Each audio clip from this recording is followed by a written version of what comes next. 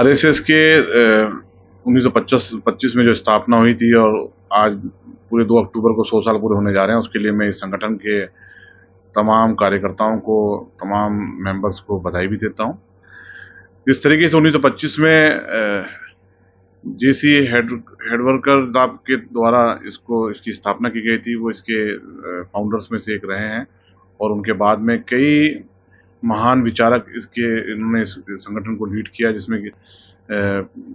केसी सुदर्शन साहब भी रहे हैं, जेसी वैद भी साहब भी रहे हैं,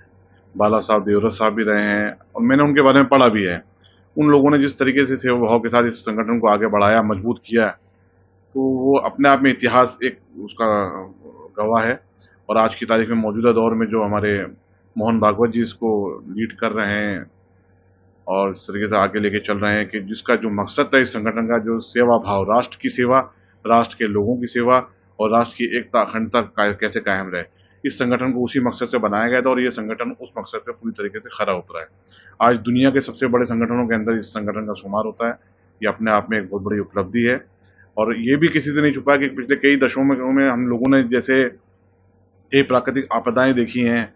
और कहीं कहीं मतलब बाढ़ आ जाती है या कहीं भूकंप आ जाता है या अभी हाल ही में कोरोना जो हमने दौर देखा है, तो इस संगठन ने जिस सेवा भाव से बिना किसी धर्म जात को देखे मानवता को ऊपर रखते हुए सेवा की है, घर घर जाकर के दवाइयाँ पहुँचाना, खाना पहुँचाना, गरीब बच्चों को देखभाल करना, पूरे दुनिया में उसका मैसेज गया भी है, देखा भी लोगों ने पूरी दुनिया में।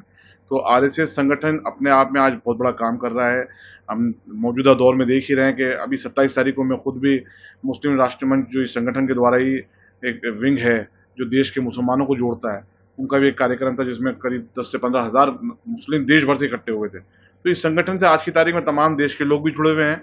और ये संगठन का मकसद सेवा भाव ही है, राष्ट्र की सेवा, राष्ट्र इसी सर्वोपरि है और कैसे लोगों को जोड़ के चला जाए, इसके लिए मोहन भागवत जी के रिसेंटली बयान भी हमें देखने को मिले हैं।